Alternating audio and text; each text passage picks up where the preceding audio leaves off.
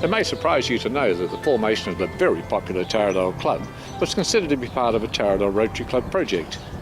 The gentleman that knows so much more about this would be Dave Nichol. Dave is the past president of both clubs and was considered to be a prime mover in the formation of the popular Taradale Club way back in 1969. Dave, there's a big story to tell. That's correct. What say we go inside out of this cold wind? Let's do that. We are sitting in this wonderful facility right now, 44 years after it's been, it began. But going back to that time, once again, where did this idea come from? Where was the motivation? Where did the dreaming of this project arise? Well, initially a fellow called Jim Gordon, who became a Rotary member later on, came to me and said, how about starting a club? And I said, oh, that might be a good idea. There might be some money to be made in that, not realising that there was no money to be made by starting a club. However, I found out and thought, yes, it's probably a good idea, and I was tossing it around and hadn't done anything about it. And then one day I was at the Green Meadows Hotel, and a friend of mine, Barry Evans, who was also a Rotarian, put his money in the cigarette machine and no cigarettes came out.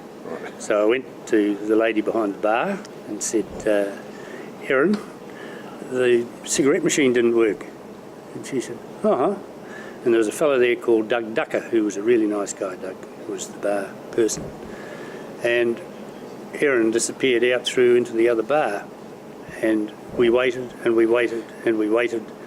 And I said to Doug at one stage, you know, Doug, I'm serious about this pack of cigarettes. He said, I know you are, David, and I'm very sorry, I can't do anything about it.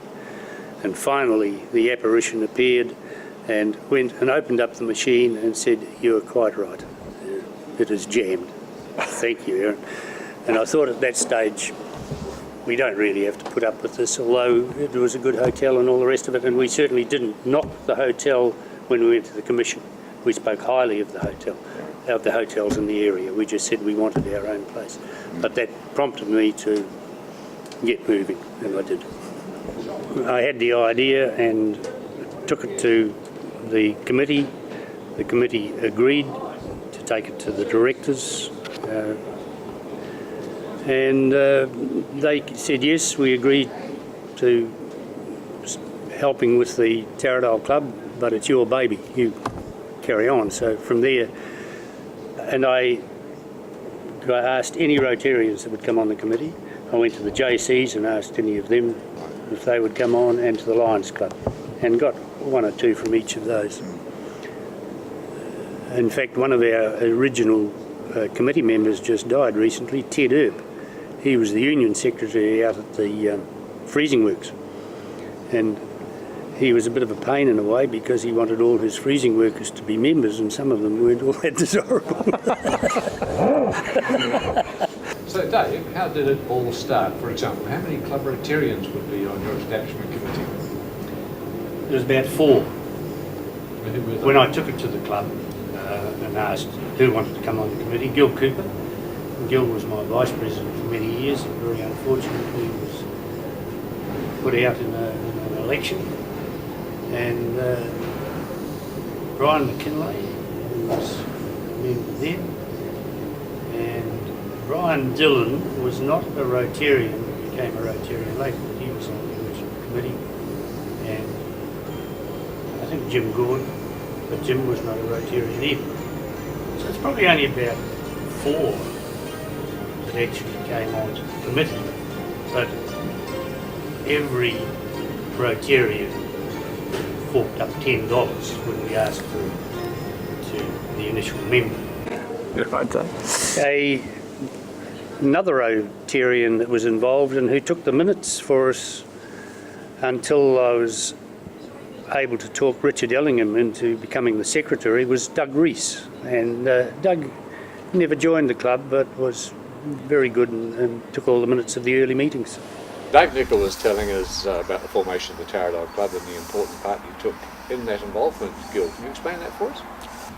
Dave was very keen on getting this Taradale Club off the ground, and we were talking about in a committee meeting with Rotary one night, and I'd had 6 years on the Taradale Borough Council and the final stages of before the merger with Maker City, And I was silly enough to say, well, you know, is that bit of land correctly zoned for what you want to do? And he said, what do you mean by that? And I said, well, you've got to be correctly zoned. It's either residential or rural or whatever, but you've got to have the correct zoning for a club. So that was one of the first things that had to be looked at. I bet you then went on the committee. How did you guess? I'm sure Dave would have made sure you were there. I must be pretty good advice because I've been vice president of 3 or 4 organisations, and I was the founding vice president of the Taradale Club when it got off the ground. There was no problem about getting capital from the savings bank. And fortunately, Helen Dowling was the president of and so he got us our initial capital, and then Leopard Brewery offered to put the chiller room in. Dave will probably tell you all this sort of thing. And they had introduced us somebody in Wellington who provided glass jugs and glasses and tables and chairs. And couldn't stop the flow, Gil. That's the way it went. Looking back, Gil, fantastic project. Wonderful thing to have done. It was, when you look at it today, to what it's developed into. And from very small beginnings, it's now a pretty acceptable institution. And it's a very important part of the community. When you see the people involved in the wide range of family ages, it's a great success. It is. Well, Dave, we're currently in the entranceway to the Taradale Club, and on the wall leading in is you are leading off a whole photographic display of the presidents of the club, and you are there at number 1. Does that mean you are member number 1? I did become member number 1 at a later date. I wasn't member number 1 at the start. You deserve the honour anyway. Now, Dave, also to the right of there, there's 2 more photos. Can you tell us a bit about that? This one here, the opening of the extension. That was the opening of the extension that I opposed bitterly initially because I thought they were borrowing too much money. But however, they got it through and they asked me to open it, which I was quite surprised, and did congratulate them on a wonderful extension. But it did put a financial strain.